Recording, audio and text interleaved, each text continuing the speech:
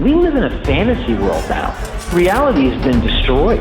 This is the time that you really need to pay attention. The probabilities are overwhelming on gold's side. That is the best environment to see gold increase its value. Welcome to Palisade's Gold Radio. I'm your host, Tom Bodrovics. Joining me today is Chris Rutherglen, PhD level scientist, engineer, and publisher of the Gold Investor Research Substack. Chris, thanks for joining me today. How are you? Yeah, good. Thank you for inviting me again, Tom. It's always a pleasure, Chris. And, I always point to your work to be, very, very well researched and, quite accurate. We always have an interesting discussion, and I'm sure today is going to be no exception.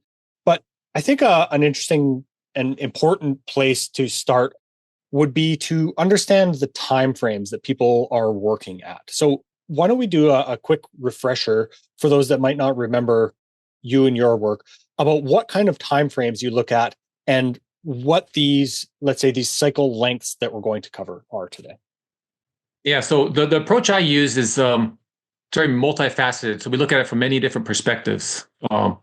And using that, you get a better perspective on where things are at. Mm-hmm. So if I share my screen here, so one thing to keep in mind is just in general, over the long term, the gold price proceeds in a series of consolidations, and then this transitions where it transitions to a next consolidation zone, and then so forth. So you can see this, back into the early 2000s where it was going this procedure. Mm-hmm. Consolidation, sort of advanced transition, consolidation, advanced consolidation, and so forth. Now, right now, we just left in March of last year, 2024. It exited the consolidation zone, and it's in that sort of transition or advancing phase. And we expect a cycle high to be reached probably during the summer. So it looks like there's still one more intermediate cycle remaining before we hit that high. We can go into those details later on. And then eventually, so then the expectation is that there's going to be a consolidation zone where it probably dips down and then goes sideways and then proceeds up again. Much the same way that it happened where we had in 2000, this is 2007 analog. You have a high in March, and then it comes down during the GFC, the global financial crisis, and then it comes back up and then proceeds further. Or, during the COVID, there was a small one where it just dipped down and it was very short and it came back up. So that's one way to look at it. And if you zoom in a little more, let's see if I can, here we go. So one of the things that's helpful for the gold market, and particularly the timing, is using the Fed funds cycle as a timing clock to see where you're at and where things are at. So typically there's a sequence to things. So you have the red line here is showing the Fed funds rate, and then also shown is the 2-year T-note yield. And that's just shown to show that there's a sort of high correlation between what the 2-year does and what the Fed funds rate does. But we can just really focus on, and then also in gold here is the gold price itself. But we can just really focus on the Fed funds cycle. So typically what you get is a peak in rates, or yields rather. So peak in yield, this is a peak in the 10-year yield, or you can say it's a 2-year yield. Depending on, so I marked the 10-year yield where it peaked, but you can see it's going to be closely coincide with where the 2-year yield peaks. So that peaks, and then what you have is then the gold price breaks out, and I sort of recognize where that's at on the cycle, and that's it right here. So that was in the 2007 analog, as I call it. That would have been in after, I think it was around maybe September or so of 2007. And then it proceeded up to reach a high in March of 2008. Mm-hmm. So typically that high tends to occur midway through the rate cutting phase. All right. So, and then once that high, and typically what's going on in the real economy is that this is the early stage of the recession. In this case, the recession was declared, I think it was in December of 2027. So the gold price broke out before the recession, and it continued going higher into that early part of the recession. But by the time you get towards the latter half of the recession, that is, and also that sort of coincides with where you're at in the interest rate cycle, then you start to see weakness in the gold price. And I think this is because the economy, well, I guess back up a second, what caused it to go up in the first place? Well, I think in that case, the data shows that it's a combination of things. One is that the inflation is being priced into the gold price, and that is a known driver for it. Another is, I think, is a risk of a recession, and what one wants to change their positioning, because typically you have the stock market reaching its high, so bonds and gold and what have you are seen as a safe haven. Gold, particularly in that first half. By the latter half, when things sort of reach the peak, and then the recession is really starting to kick into high gear, such as it was from say the summer to reaching its crescendo in late 2008, gold price came under pressure, as did the S&P and all the stock market, and everything else was knocked down as well. Mm-hmm. But that seems to be the cycle. And what you have is the low reached, and then to stimulate or to bring the economy out of the recession is to the Federal Reserve, the tool of choice at this point is to do stimulus with like quantitative easing. And then you get a period where it consolidates and then breaks out, and then does sort of this follow-up high where it advances again. So you can break it up into two periods, this rate cut period and this quantitative easing period. Mm-hmm. And then so if we fast forward to the next cycle, this is from, say, in this case, the 10-year yield peaked in 2019, I think it's 2019 or 2018. The gold price broke out just before they were going to cut rates, and then by March it was at a high, which was, I guess that's right here. And then we had the COVID shutdown and sort of everything collapsed. And this was everything was shrunk. So this high was reached, and then low was reached maybe like a couple weeks later. So it's just very compressed compared to the other one. So that's a little unusual, but I think that's sort of specific just to be of how things were handled during that cycle. And then here we find ourselves again. We have the 10-year yield peaked. Then we have the gold price breakout. And now we're sort of, it's not midway through the rate cutting phase, but we're definitely into it. And the gold price has advanced pretty well. And it's just under 3,000 at this point on March 7th, I think it is right today. So expectation is, again, it's going to hit some high, probably come down, just as it done every other time. And then there's probably a QE period, and then it advances again. Yeah. Chris, you're using the federal funds rate, and that's the kind of shorter term, the closer end of the yield curve. How about the longer term end of the yield curve? Like, the Fed has far less control on the long end. So can the market basically have a bigger effect from the long end of the curve on the gold price? They can control the short end, but the long end kind of follows it too, in a sense. And I can let me find a slide that could help out with that. But typically, when they're cutting rates, they're doing it for a reason, and the market is also seeing that, and they're going to be reacting to that as well. All right, so this is comparing the two. So this is a chart that I think is useful in terms of looking at how things in the gold market proceed from or relative to that of the cycle of the interest rates. So here it's showing both the 2-year yield, the T-note yield, and the 10-year yield, and it's looking at from the perspective how much it's declined from its peak. So you take that peak that has happened for each of these previous cycles. So we're looking at the 2007 cycle, or what I call that's kind of when it started to peak and started to come down, 2019 and 2024. And this chart, I think, is useful in the sense that it shows I've marked out where the gold price breaks out, and also where during this decline it reaches its peak. So we've already broken out, so that's sort of there's nothing that's going to be useful there. But in terms of where it reaches its peak, say the 2-year yield, that tends to occur, when it's declined by like 260 basis points, or in the case of the 2007-2008 cycle, 375 basis points. Mm-hmm. Right now, I think it's as of last look, it's probably around 120. So we're down 120 in basis points from the high. So it's still very far removed from where it was. So this cycle is taking a lot longer, as you can see, because in all the previous cycles, the gold price had have already peaked based on the calendar day since the peak to where we're at right now. But just because, and we also see that because we're on a third intermediate cycle for gold since it's advanced, since it broke out. And all the previous cycles, it only took two. It was sort of much more compressed, which I guess is some way good because it's definitely better for the mining companies because they have more time to mine at those higher prices.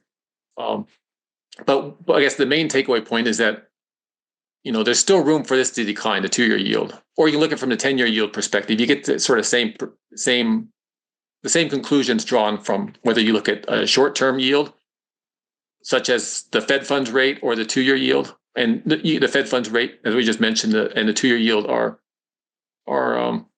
sort of almost interchangeable because they kind of follow each other. Right. Yeah.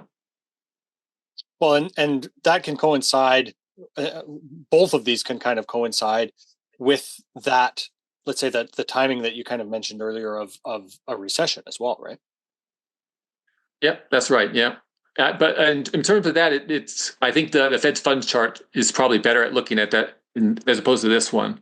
But this does give a sense of where you're at relative to the start versus the finish, if you can keep thinking that way. So start would be when the gold price breaks out to the finish where it reaches its peak. Mm-hmm. And then you can sort of change your investments accordingly to what makes the most sense to do. Mm-hmm. So Chris, let's go back to just kind of giving us a quick overview of the actual timelines that you're talking about.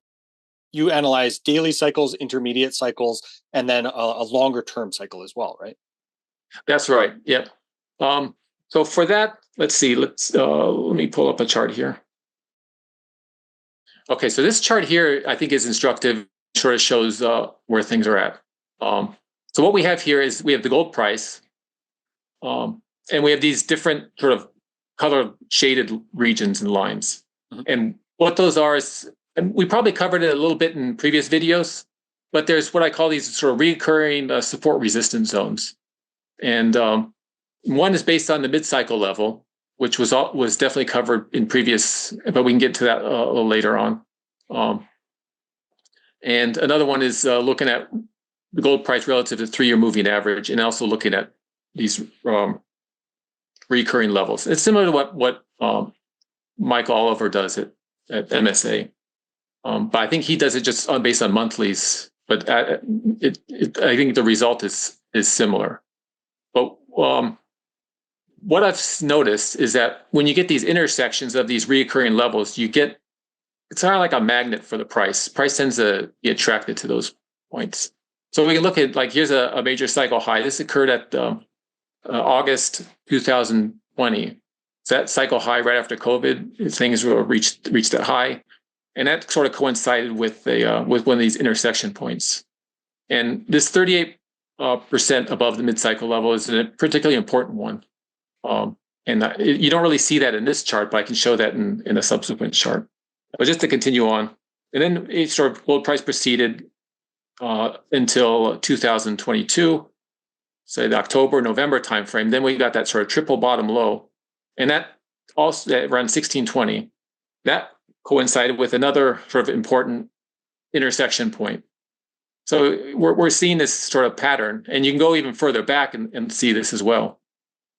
So if we look forward to where we're at, so I mean, we've gone through three intermediate, or we're on the third intermediate cycle right now. So we have our breakout. We reached a high, and it comes down. Then it reaches a high again, comes down. And now we're sort of, I think, on our way to reaching the next third intermediate cycle high. And the expectation there is that it's probably going to hit around this intersection point. Yeah, go ahead. I was going to say that intersection point that you're looking for is $3,050 to $3,100. That's right. That's right. Yeah. So once it hits there, I think that's probably going to be the the conclusion of that intermediate cycle, but it's not the conclusion of the full move in terms of this sort of post-consolidation advance that began back here. That's very likely, what is it, within the next 4 to 6 weeks, I believe, right? Yeah, the expectation for it hitting this is going to be mid-March to early April. And that seems to be what the timing stuff, if you look at previous intermediate cycles, they would sort of give you that window. Mm-hmm. And also, if you look at the third daily cycle, and in that sort of statistical distribution of how long the advance takes and the percent gain that it gets, points to the exact same time frame. So just based on that, that seems to be where, at least where I'm setting my expectations. That it, now maybe it's a little bit plus minus, but somewhere around mid-March to early April is the timing. And then after that, once it hits that, then the expectation is that it's just going to sort of probably go sideways or down for a little bit, which is what it typically does during an intermediate cycle. I mean, you see it here, it goes up, reaches a peak, and it sort of went sideways or sideways to down. In terms of how much, usually most people are interested in, how much could it go down? Well, I think the lowest it could probably go is the 2,800. And then we can see that in one of the next slides coming up. But it also could just do like a more of a sideways move, kind of like what it did here in what is this, like the spring of 2024 last year, where it just sort of went more sideways as opposed to a big sharp drop.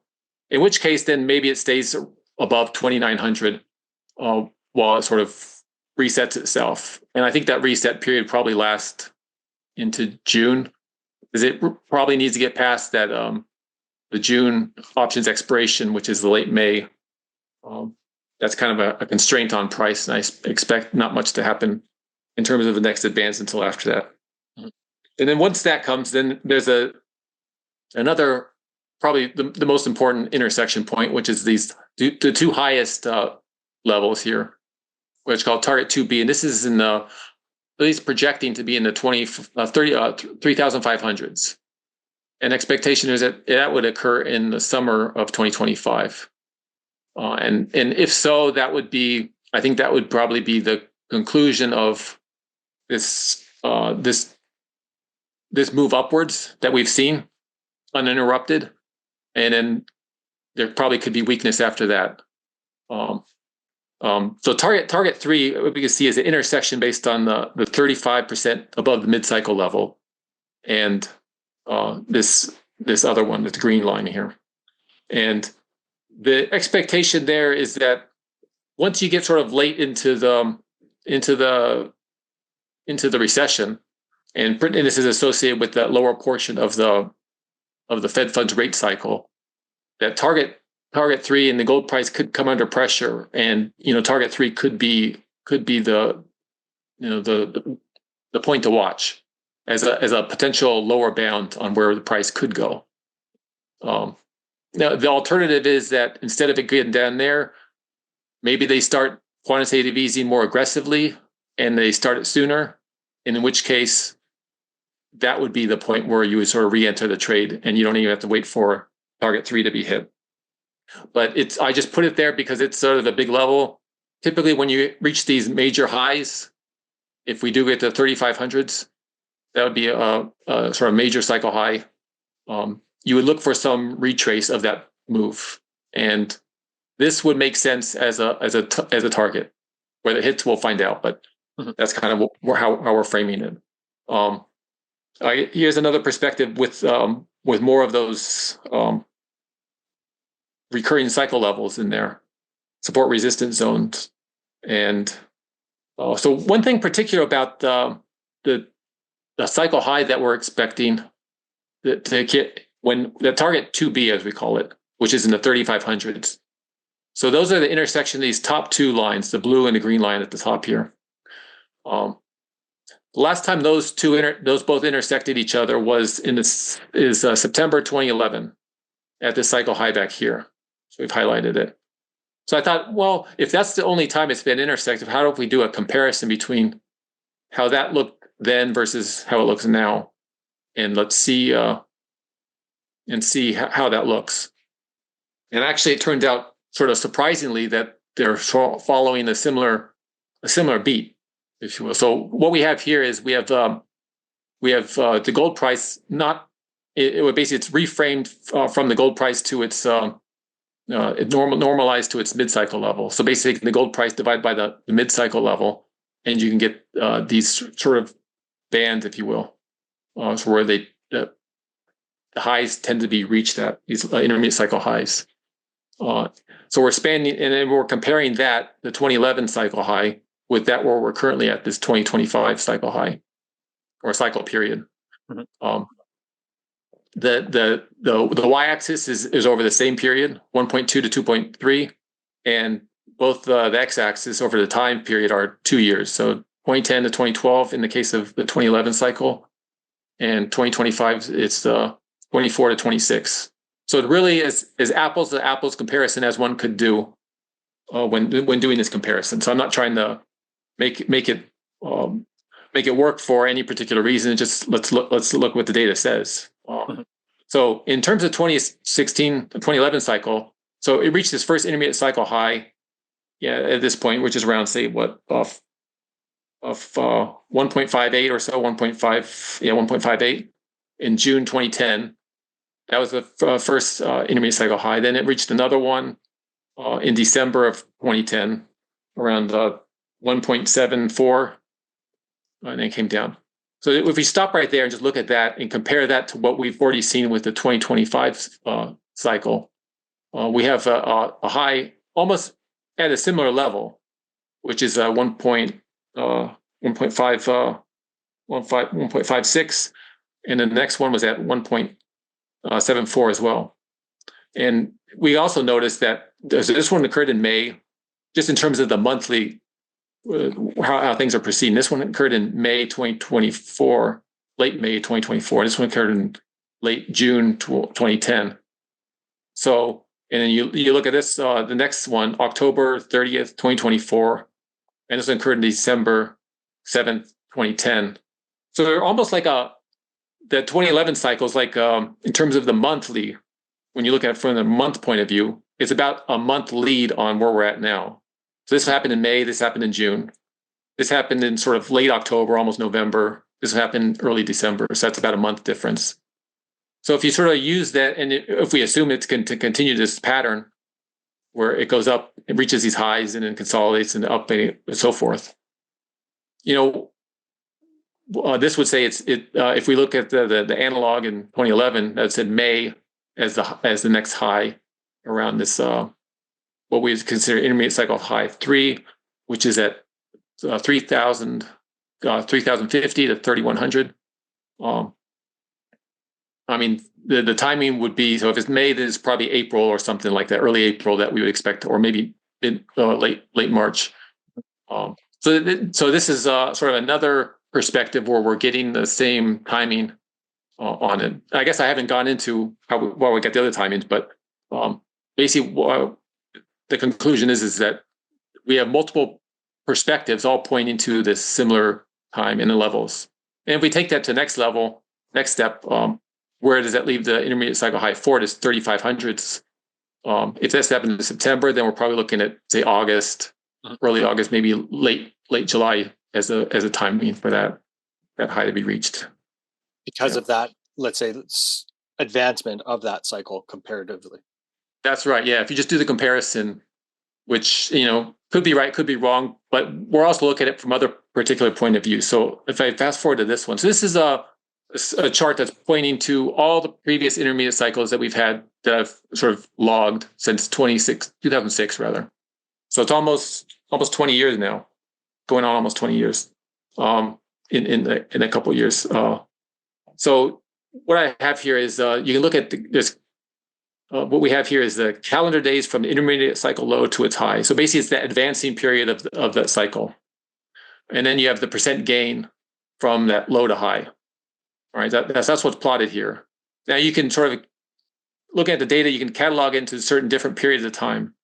So previous we showed with that Fed funds chart, and I think it's the one before that, where we said there's consolidation periods where the price is consolidating sideways.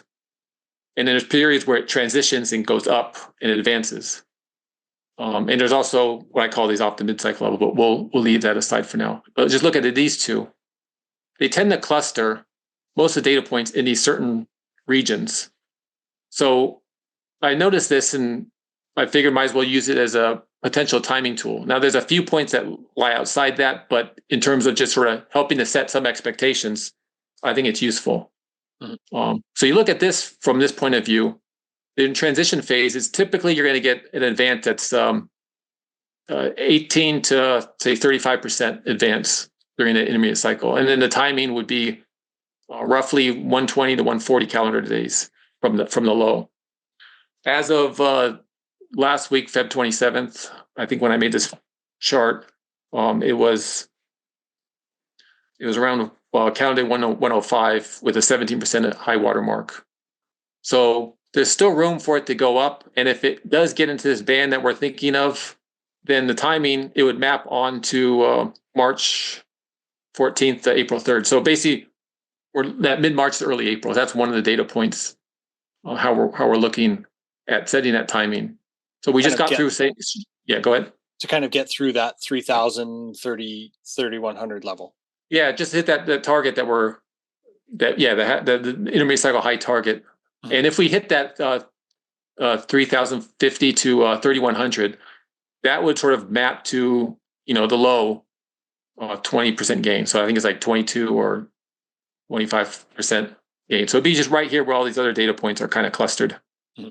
In fact, the one from the last intermediate cycle was like around 22% gain, and that was also right in that zone. The other point of view you can take it from is, instead of looking at the intermediate cycle, look at all third daily cycles, which we're on the third daily cycle. Let's see if I can. Let me just back up a second and show where we're at on the daily cycle chart. So we have our intermediate cycle low, which happened in November of last year. Then we had advance, reached a high, then it comes down and reached its low in late December or December of 2024. Then it advanced from there, reached a high right here, and then came down and sort of hit our target. We were just saying 25 to 2800, 2805 as the target zone for this second DCL. And that seems to be where it reacted off of and now it's sort of it's coming back up. So it's probably going to consolidate a little bit, and then expectation is during that mid-March to early April timeframe, it's going to reach that high. So this would be the third daily cycle. The first was here. First advance was here from this low to this one. Second advance there, and this is the third one. Mm-hmm. So if you look at third advances from daily cycles, the second daily cycle low to the third daily cycle high, those tend to cluster in, I call it the early cluster and the late cluster, because there's sort of two distinct sort of buckets. One sort of between 12 and 22 calendar days. So I guess what's plotted here is the calendar days from the low to the high, and then the percent gain is what we're seeing in this chart here. So there's that early cluster at 12 to 22 days, and that maps to March 12th to March 22nd. So again, we're looking at early March period, or the mid-March rather. And then the late cluster is sort of late March to early April, which is at 27 to 35 calendar days from low to high. Now, both gains are around 4 to 10% or so. So either way, you're looking at the same result. Now, from that low that we just had, which was last week doesn't mean to the listeners, but if we just right here, where we reached that low at this point, from that low to the advance is going to be, it maps that point of view, and that gain would be around, say, 10% or so 8 to 10%, depending on which level it's hit. Is it 3,050 or 3,100?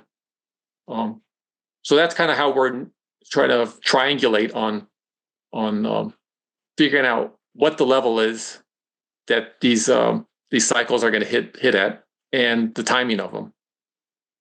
And so far, it's been useful. So basically, we look at it from these recurring cycle levels, and then we look at these intersection points, and we look at these historical precedent is what I call it, with these historical data points and looking at the statistics of how it's proceeded previously. Mhm. Yeah.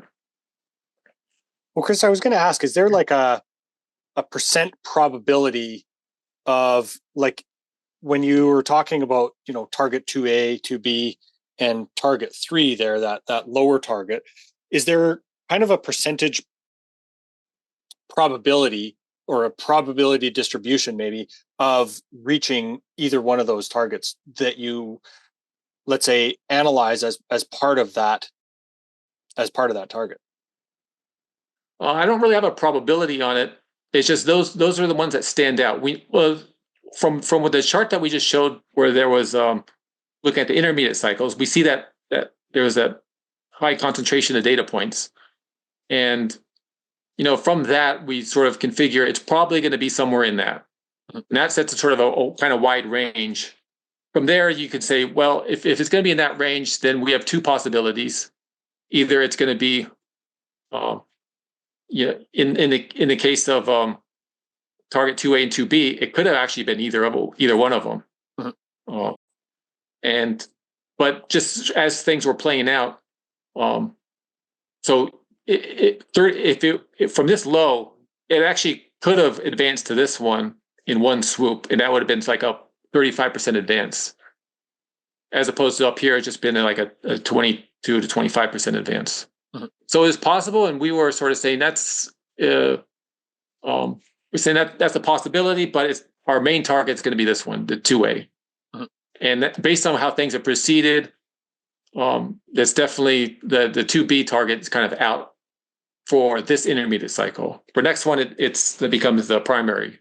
But for now, it was the secondary target, and I think at this we kind of faded. Now it's not even really considered. So the main target is this 2A. That's how. So there's not really a probability we put on it, but we just have to think about it and just set our expectations on which one seems most likely. Right. But not qualitatively enough or quantitatively enough to say put an exact number on it. Yeah. Mm-hmm. Chris, what's the relationship of gold to the equities? If we get a big stock market pullback, do you see a big pullback within gold as well? And does that start to kind of play into that lower target of target 3 there? I think when the recession starts, I think everything is going to go down, and particularly equities are particularly vulnerable because they're so high, and that may also help or sort of catalyze the recession and what have you. Because as if the stock market were to really take a nosedive, it's going to really kill sentiment in the market, and I think that's going to. I think it's not going to help out much with. Let's see, let me try to share a screen here. Let me see if I can do this again. Okay, so this is here we have the S&P to gold ratio and the S&P to GDP ratio. Now, over the long term, I would say there's probably a good timing tool for using the S&P as its relationship to gold, but in the short term, it's probably not as useful. So in this case, we're looking at it from this point of view, and we can see that. So what we're looking at here is the S&P to GDP and the S&P to gold ratio, and looking at over a 120-year period, 125-year period. So from 1900 to the present day, 2025. And you can see it sort of goes up and down, and the S&P to GDP and S&P to gold sort of follow each other in terms of their cyclical movements. So if the S&P goes down, S&P to GDP goes down, then it means gold's probably going to do much better on a relative basis, since we're using the same numerator here, just the denominator changes. Now, if we sort of look at this from another perspective, this is in that I changed charts, and that's the S&P to GDP plus. We're also showing that a consumer price index chart. And we're also looking at it over a 125-year period from 1900 to present. So we can see a cycle to it. So what we see is that when inflation, when this is a CPI percent 5-year annualized inflation rate, when that reaches its high, it tends to coincide. When inflation reaches its peak, it tends to coincide with S&P to GDP ratio reaching its low. Now, we just saw in the previous chart that there's a relationship between S&P to GDP and then the gold chart, S&P to, or the gold to GDP. If we look at this, and we can probably figure that, this ratio is going to come down. S&P to GDP is probably going to come down, and the timing for that, if we use this similar to a recurrence interval or period, in the past it's been like 26 to 34 years. So that would map to a low happening in, say, late 2030. So it's still a ways off. Now, there's really not much or I would say there's really low visibility on how these really long cycles, because you don't have as much data points to support them. So I wouldn't put high confidence on when the high for gold's going to come. Mm-hmm. But if you look at it from this perspective, you would come to at least I think a safe takeaway is that there's still plenty of time left in the gold market, because we're going to expect this ratio, S&P to GDP, to have to come down, as it's done every other time. And that's likely going to coincide with the inflation rate continuing up and then reaching its high roughly around the same time that the S&P reaches its low. So in which case gold will probably do well into that period as well. How about accounting for inflation, Chris? How well do you think it accounts for inflation, and how tight is that correlation? Okay, so here's a slide that I think to answer that question. So what I've done, I discussed this a lot in the last interview that we had about a year ago. So if people want to go back and look at how I got this chart, we can, or you can I would reference that as a starting point. So here what we have is we're looking at inflation, and we have what I call the gold-based inflation expectation. Now, how that's derived is that we're sort of backing out the influence of what I use as the yields, long-term yields. So backing out from the price, and then backing out the mid-cycle level, it's probably too much detail to go into now. But anyway, one can get take the gold price and sort of convert it into an inflation expectation and see what the market's pricing in for that inflation expectation, and then just see how that maps on to the actual inflation rate. So for the inflation rate, we're looking at two different things. We're looking at the CPI year-on-year change, which is this gray shaded region.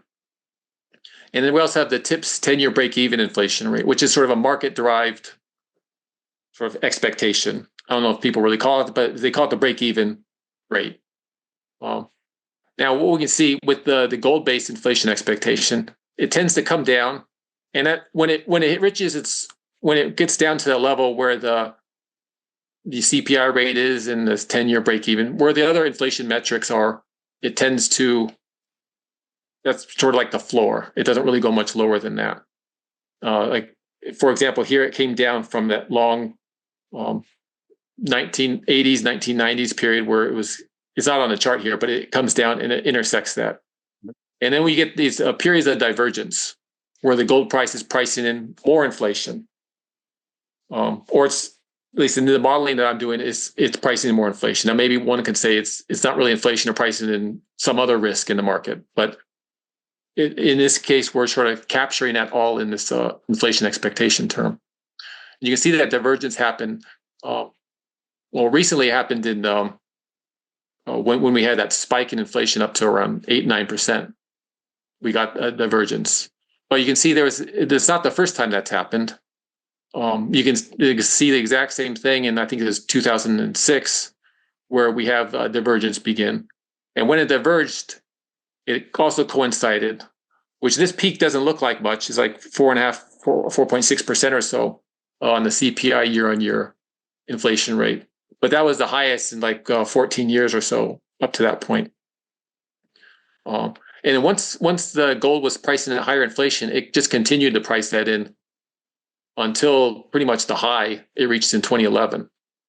You can see it kind of fluctuated. It went down with when rates went, or when actual recession happened, and inflation levels were priced much lower, and I guess even went negative for CPI, but then came back up. But it always kept that premium. It always kept that premium to it. It never went back down, intersected it until it reached a high. Then it began to drift lower.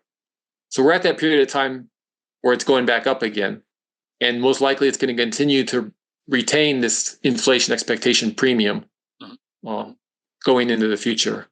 So here's another look at it, just zooming in on the present period, where you can see where you have the breakout happening, where it sort of diverged around the time when the CPI year-on-year inflation rate reached its high, and it continues to go up. So right now, the gold pricing in 7% inflation, it seems so high, but so I think that's capturing not just inflation expectations, but also just market risks in terms of the coming recession and whatever else that is concerning investors.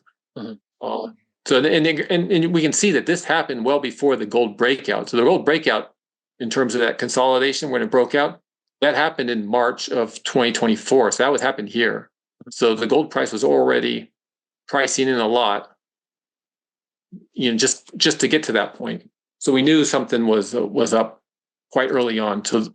And you probably recall too that when we had that big inflation, people were commenting, why isn't gold just going to the moon at that point? Well, I guess the main reason is because the 10-year or the yields were just being pushed up. So the 10-year yield went up from a low to what it ended up getting to almost 5%. Here's a chart looking at the same thing that we were just looking at before that 2007, 2008 cycle, where it went up. So I think that covers that. Chris, how about silver? You and I have talked all the time about gold. Does the gold to silver ratio provide you with any context, let's say, for predicting silver price? Is it more tied to QE cycles? How are you starting to try to wrap your head and your analysis around silver? So recently, I say in the past year, I've started to look more into silver because it's everyone wants to know what's going on with silver, and my main focus was on gold because that seems to be easier to analyze because there's more data. But I've sort of gotten into it. And I think I feel more comfortable sort of sharing the analysis, and I think it's starting to have some weight. But we'll see what the audience thinks. So so it's a similar approach that I'm using for gold in terms of looking for these recurring cycle levels. So here we have the silver price, and what I'm trying to do is take out this try to extract its cyclical factor, as I call it, and take out the trending factor to get the cyclical component to it. So by dividing by the gold's mid-cycle level, we can sort of get that. And here's what we see in the chart. We can see that these certain levels tend to reoccur, and I've sort of highlighted them with these gray dots, these brown dots. And so if we zoom in a little more to where we're at right now. So right now, the silver price is sort of consolidating within this 2% of gold's mid-cycle level. And the reason why I'm using the mid-cycle level for gold as opposed to something for silver is because, one, I don't know what it is for silver, but since they're really correlated assets, I think they're useful to both of them. So by mid-cycle level or trending level, what I'm saying is that over the long term, this is sort of the trend it's following. And I think gold and silver follow a similar trend. So right now, it's sort of going sort of sideways to this 2% band. Now, I think the expectation is that before this advancing move is completed, which we expect probably in the summer of 2025, silver will probably reach this 2.8% of gold's mid-cycle level. And it sort of did the same thing in the 2007 analog. It reached in here, this level, and then sort of came off from that. Mm-hmm. Now, looking at it from this point of view, it's kind of hard to see exactly what these would map to in terms of actual silver or the silver price. So we can go to something like this. Here's a chart where instead of looking at it at the recurring levels, we'll just look at the silver price and map those recurring levels onto the silver price itself on that chart. So we can see it sort of going sideways in this level right here. And expectation is that it's going to get to 2.8%, which right now is in the, say, mid 40s range. So they say 45 plus or minus 3 or so.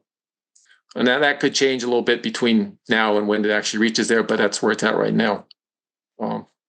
Now, if we look back to the previous cycle, the previous time it reached that, which was at 2008, March 2008, that was back when the gold price, or silver price was around $20. So a $20 silver price from 2008 is going to be the same thing as a $45 silver price today. And that's just because of the monetary inflation that's happened between now and then. Mm-hmm. There's this higher level, 5.5% of gold's mid-cycle level, and that's up into the 80s and 90s. Now, that one I don't expect to be reached during this advancing phase, but I do expect it in the next round. And why do I say that? We can go to kind of this chart. So this is something that we recently looked at, which is, again, what we see here. We're looking at the Fed funds rate cycle, and we're using that as a timing tool or timing clock to just set perspectives on where things are at and then analyze it from there. So we have just as we did before, there's the gold breakout where it breaks out and it reaches its high, local low. So that's all continued to be mapped onto this, and then started the where it reaches a low and then it starts to advance again. So we can cut that period into two different periods. One is the rate cutting period, which is kind of what we're in right now. But right now we're looking at the 2008 cycle. And this is from gold's initial breakout to its reaching its cycle high. What we have plotted, in addition to just the Fed funds and the gold price, is the silver to gold ratio. So what's the silver to gold ratio during that period of time when gold is advancing? And that's shown in this gray line. So you can see it goes up a little bit in this 2008 cycle, but only a little bit. So the silver to gold ratio only goes up maybe 10%. So there's a little bit of outperformance, but not too much. But if you fast forward to when it reaches what we call the HUI period, so this is after the gold reaches the local low and then reaches its high. During that period of time, the silver to gold ratio really just explodes. It's up 165%. So you really get the big outperformance on silver during this period, the QE period, if we call it. Now that's one data point. So let's look at the next interest rate cycle and see how that did. So this is the 2009 to 2020 period. So we have the gold's initial breakout, local high, local low, and so forth.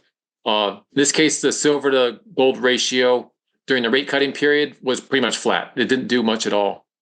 But again, during the QE period, you see a major outperformance where it's up 75%. So you get for silver, you would get the matching of the gold price, plus you'd get a 75% advance on top of that. So for all the silver investors, you really want to be in it, sort of go heavy on silver during this QE period. And then, so here's what we're looking at is for where we're at currently. So right now we're in that rate cutting phase. And again, we see that the silver to gold ratio is not doing much. It's pretty much flat. And I think that's got a lot of silver investors frustrated because the expectation is it's going to really outperform gold. But as this analysis shows, that it seems to be confined, that major outperformance during a certain period within the cycle, if you will. And that's this QE period. So first we need to reach the high in gold, that sell off, and then the subsequent advance. And that's when you really want to be in. And if the gold price does fall down to that we call target 3, or that 24 to 2,500 or so, I mean, it's going to crush a lot of the stocks. It's going to crush silver as well. Maybe silver goes down to 20 and back to the 20s again, after presumably reaching the 45 plus or minus level later this year. It's going to be a great opportunity to sort of not go all in, but definitely increase one's allocation to silver. Yeah, it's an interesting correlation to gold creates really all these things that we touched on, as well as this, very likely recessionary period that we're going to very likely be experiencing here within the next year, I'd say, right? Yep. And it turns out there's a similar analysis one could do for the mining stocks, and I think that's probably worthy of discussion as well. So let me bring that up. So here I'm doing the same analysis, but instead of it being silver to gold ratio, it's the HUI to gold ratio. Okay. So I'm not going to repeat everything of what the dynamics is, but it's exactly the same. But basically what you see during a rate cut period, the HUI to gold ratio doesn't do a whole lot. It's pretty much sort of flat. In this case, it's slightly down, but essentially it's flat. But what you do, if it plays out as it has in the past, where you get this big sell-off in the miners, it's out of that low, you really get a big advance. In this case, I think it was 65% or so, but it goes up, and that's really the point where you really want to be in the mining companies, is that early portion of the QE period. And here we can look to the next cycle. This is the 2019 period. You see it went up, went down. So over that QE period, it was pretty much flat. So you get rate cut period. Over the rate cut period, it was pretty much flat. That's right. Yeah. And in the QE period, you get that drop down, and then you get a major outperformance of the miners relative to that in gold. And then we're kind of seeing something similar to that. So now we're looking at a chart of the current present period, present time of 2025. And, the HUI to gold ratio went up, and now it's come back down. So it's probably, if we use sort of history as a guide, we probably can expect a similar performance. Now, one thing that could be different now is that the mining companies are not really pricing in that high of a level for pretty much anything. I mean, if we look back in the early portion of the bull market that began in, say, 2001, 2002. So this is a chart of the HUI index and gold, and we're showing the same this span of on the y-axis is pretty much the same. So it's like 1.5 orders of magnitude or 1.4 orders of magnitude. So it's an apples to apples comparison again. You can see that the HUI really outperformed the gold price from 2001, I think, or 2002, whatever we're looking at on this chart, who was high in 2011. Major outperformance. And then after that, it sort of just went sideways, sort of along with the gold price itself. And now it's starting to a little bit underperform. That's on the price chart. We can look at another perspective of looking at it instead of just the price chart. What about specific companies? So here's Agnico Eagle. So in order to do this analysis, you kind of have to look at the companies that have been around for the whole bull market. So we have to sort of stick with the big ones. So here's Agnico Eagle's market cap to revenue ratio, and you can see they're really pricing in higher levels. So and what we're showing here is yearly data. So this is the market cap, the high to low. So we have high, close for the year, and then the low. So that would be what we're seeing in these bars. But it's pricing a lot higher, and then now it's much lower. It's around, I guess for Agnico Eagle, say 4.5 or so, 4.7 as of year-end close of 2024. So that was revenue. What about market cap, the cash flow from operations? So these are just looking at the multiples on that the market's pricing in for these companies. During the early 2000s period, when the bull market and the stocks were really outperforming, basically the market was putting a lot higher multiples on their cash flow or the revenue than they are today. Because right now, Agnico Eagle, which is definitely the top of the large producing companies, they're only pricing in around 10 times cash flow from operations, as opposed to 20 or 30 or whatever it was previously. Now, obviously, it was a smaller company back then, and now it's a lot larger. But even that, we can do the same analysis on, say, Newmont Mining. So Newmont Mining was always a large company in the 2000s and today. And as of year-end 2024, their multiple was around 6, as opposed to 10 to, I guess, up to 30 at some point. So I guess the takeaway from this perspective is that prices can't really fall too much. Well, they can fall, but they can't fall as much as they had in the past, just because they're not even priced in that much. Mm-hmm. So the higher you are, the further you fall, which makes sense. If you're overpriced, you're going to become back down to underpriced or nominal price. But if no one's really in it, then you really don't have room to fall that much. So one thing that people like to do, and I think it's sort of a shortcut, but it's wrong, is to take the gold price divided by the HUI or the XAU or what have you, and make some conclusions on where mining companies should be. Now, what's assumed is that the company now and the company, that portfolio of companies now and a portfolio of companies then are the same, but in fact they're not. In the case of Agnico Eagle, they had some growth of this. So what we're looking at here is the production of gold equivalent ounces per 1,000 shares. And it's over this sort of long span of time, so 22 years. So they had some growth in the early 2000s, and then it sort of plateaued by, say, 2006 or so, or 2010, and just been flat. So the company's grown their production, but not on a per share basis. It's been flat on a per share basis. So they're not. There's no growth. Mm-hmm. But this is the best. This is the best company. This is the best company. Now, if you look at the Newmont, for example, I mean, they've been declining. So their production on a gold equivalent ounce per 1,000 share basis, they went from producing 24 ounces of gold per 1,000 shares. Now they're down to 6.8, and it's been in a sort of a steady declining trend for all that period of time.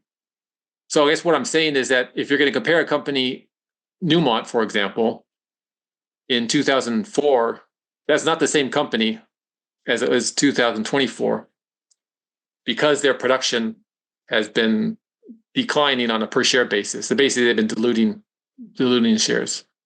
So that's where that analysis sort of has some problems when you just look at when you do a simple ratio of XAU or GDX to the gold price itself. And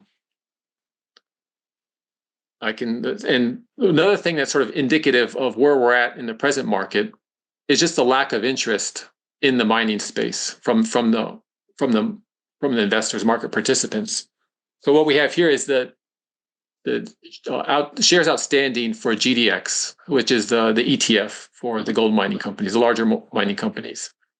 And we can see, so this is the black line here, and we also have the GDX price on the right axis. But since the gold price broke out, which was in early, say, March 2024, the GDX share outstanding has just been in a decline. So money's been exiting the miners since the gold price broke out. So it's just the sentiment in the space is just low. Will it come back in this sort of final leg up of what I expect to be into the summer? I mean, I don't know. Maybe not. But what it shows is that if there's not many investors even invested in it, then how can it really fall that far? Now, I'm not saying it's not going to fall, but it's just the magnitude of the decline may not be as bad as it's been in the past. So I just wanted to point that out in terms of that previous analysis where we were saying that, in that deep recession low where the mining equities sell off hard, well, they may not sell off as hard as they've done in the past just because there's just not many people in on it at this point. Yeah. Yeah, it's crazy to think, how patient many people in this realm have been, and just trying to understand these historical analogs, I think is really helpful. And from what you're telling me, we have to be a little bit more patient and wait for another QE cycle for those that are invested in silver and the equities, right? Yeah, well, I think so with the equities, I mean, the companies themselves are making good money. Mm-hmm. So if I can bring up Agnico Eagle and even Newmont, but Agnico Eagle is kind of the standout one in terms of its performance. Their margins are really good. I mean, they were almost at all-time highs last year, but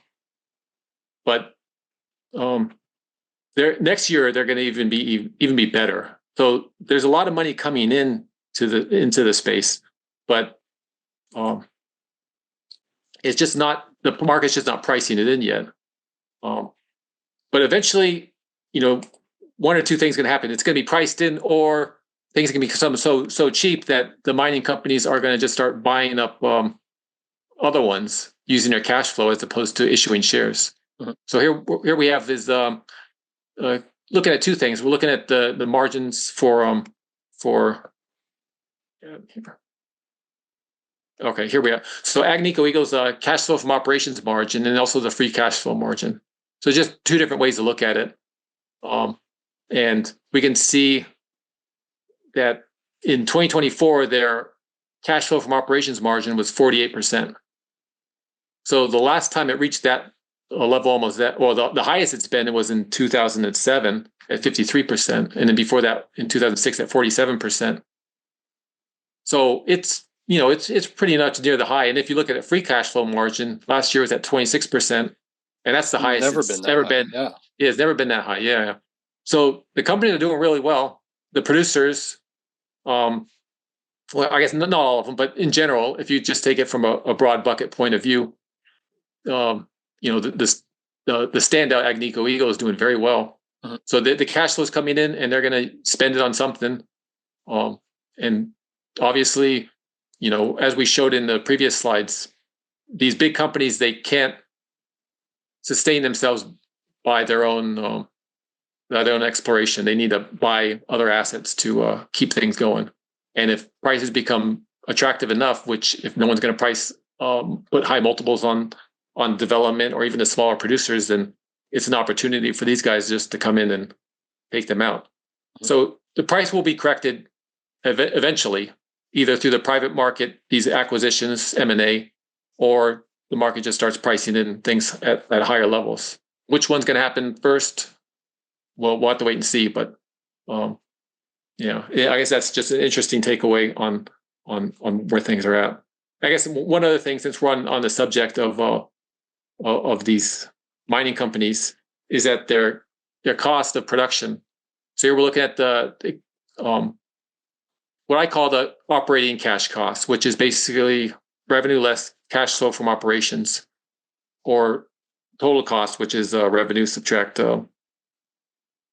cash flow from operations and then capex.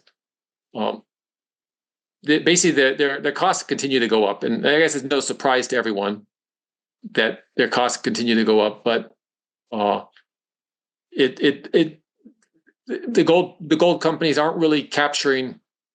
The gold price goes up by 20%. They're not going to capture 20% all fall into the bottom line. They only capture a portion of that. Agnico Eagle is the lowest cost producer. but they're sort of, you can think of this as almost like the cost, and anything above this 1767 for 2024 was pretty much their free cash flow per ounce. So I think in 2024, their revenue per ounce was, their realized revenue was like $2,400. So they're making that spread off of that. If you look at Newmont, theirs is much higher. There's at $2,000. So it costs $2,000 for all in. This is looking at all their expenses, not just on the mining side, but G&A, taxes, CapEx, and not just develop, or what they call sustaining CapEx, but like all the everything expansionary. Because as we showed in that chart, they haven't been growing their production on a per share basis in a long time. So it's hard to say that any of their CapEx should be considered as growth, because there is no growth. I mean, it's all sustaining, and it's all sustaining from that point of view. And in particular for Newmont, I mean, Newmont's just been in decline. So anything that they're spending their money on, that's it. They shouldn't be quoting an all-in sustaining cost. I think they should be quoting it as, I mean, I think all that development, all the expansions CapEx should go into it. But anyway, so that's why I look at it from this point of view, because I think it's more realistic on what they're actually making. Yeah. Well, Chris, I always appreciate how much work and how much, real analysis and data goes into how you look at these things. I mean, it's very evident. You and I didn't talk beforehand about the miners and how you actually look at them. And, you have charts already made and ready to go for those. So, I always appreciate getting to speak with you about your analysis. Yeah, that was. So I'm working on a new article with the mining companies, and it's still in the works because it's just there's many ways to take it, and so this is you got a sneak preview of what I'll eventually be posting in a more detailed format on Gold Investor Research at Substack. Yeah. So, Chris, before we wrap up, I think the one question that I didn't really touch on with you is this, let's say this longer term time frame for gold. Where do you eventually see this, let's say this peak for gold happening, and do you have an actual price target for it? So for the really long term, I can speculate on where it's going to be, but I don't really know exactly for sure. But I can share some. You don't have an exact for sure price, not date yet of when it's going to happen. Yeah, let me share this and see. We can see where it's at. Okay, all right. So this is a really long term chart from 1920 to present 2025. This is what it's showing is the gold price, and we have these cycle levels, and the one in the middle is called what I call the mid cycle level, and how I got these, I think I've sort of gone over this on all the previous times on your program. Yeah, so they can reference back to that. Yep. Mm-hmm. So basically, it's just it's derived by saying the market value of the gold supply that's above ground is proportional to that of the market value of the money supply. Now, what that means is the market value is the supply times the price. Well, the price of $1 is $1. So basically the supply is M2. But anyway, so if you look at this, you can see where things have been in the past and where potentially could go in the future. So what drives these cycle levels up is increases in the money supply. Right now, you can take it from one other point of view, is that, well, this midline, which we call that, you think as a trending component for the gold price. And then everything that sort of oscillates around that is what we call the cyclical factor, or cyclical component. Right now, the cyclical component is what's driving the gold price up, because the mid-cycle level hasn't changed too much. This shows at 1623 for January. Based on the early data, it looks like it's probably up a little bit to 1640 for February of 2025. But really, to drive this price up, this mid-cycle levels and all these cycle levels up, is going to require more money printing or increase in the money supply. Now, if we think how does that happen? Well, obviously, the quantitative easing is really the tool that's being used in recent times in terms of causing the money supply to go up. And you think, well, what would be the impetus for the Federal Reserve to restart their QE tool? It's going to have to be some economic turmoil in the markets. So that's why we think there's got to be some low there's got to be some disaster. In which case, if there's a disaster in the market, then it's going to be it's going to impact the gold price as well. So that sort of leans towards that low coming in. But in order to get this up, you need that QE to happen, and then things go up. So then the question is, well, how much QE, how much money supply increasing do you need in order to get things back into balance? Mm-hmm. Now, this is analysis done a while back, and I've just continued to track it. And what we have here is all sector debt and securities in the U.S. So this is from the Federal Reserve divided by the U.S. M2 money supply, and we can see from, I think this is maybe say 1915 to present day, so well over 100-year period of time. We can see the data. So there was this equilibrium period from say 1920, 1915 or so to late 70s, where it was relatively steady around this 2.5%, which is to say that for every 2.5 or 2.5 rather, not 2.5%. So 2.5 so units of debt were supported by 1 unit of money supply. That changed to after say late 1970s, it went up to almost 7.5. Reached this high in 2008, and it's been on a declining trend sort of since then, with a little retrace, which we're going through right now. Now, if this were to continue to decline back to that, what we call the previous equilibrium level, around 2.5 rather, one could make some assumptions, because if you assume the debt's going to continue to grow at say 5% every year, in order to drive this ratio down, it's going to have to be increasing the money supply. Now, using that analysis, you can sort of back out what that increase could be. And you plug that back into this chart here, you would get this cycle high level, probably, I think it was around $8,000 to $10,000, if it's going to get back to this equilibrium level. That's kind of the way I've sort of so far I've thought about the long-term high. But there's a lot of moving parts on this, and this is sort of a simple way to look at it. Mm-hmm. So it sort of remains to be seen. Yeah, it's an interesting way to look at it. I've never seen somebody divide monetary units by debt clearly like this. Yeah, and so we'll see. It just the visibility out this far is low, I'd say. So I can't put too much confidence on where it's going to end up. Mm-hmm. But if I were to have to make a stab at what the level is going to be, $8,000 to $10,000 would make sense under a scenario where the money supply continues to go up and this ratio comes down. And that seems kind of, let's say, early 2030s kind of thing, probably. Yeah, something like that. And another way to look at it is this chart. This is a long-term cycle chart. Mm-hmm. So we're basically taking the gold price divided by the mid-cycle level.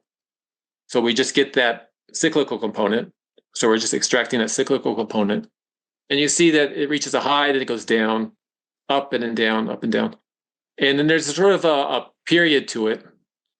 You can say that's and it's sort of well known in the gold space that there's this 15-year cycle, the gold prices. Well, if you look even broader, there's actually even a slower moving, or a frequency that's even slower or longer period, which is multiples of that. So it's say 45 years, so 3 15-year cycles, or say 30 years, 2 15-year cycles. So if we look at it from that point of view, and here we look at from low to low. So the next low, you can either say it's in 2040s, or the next low is in early 2030s.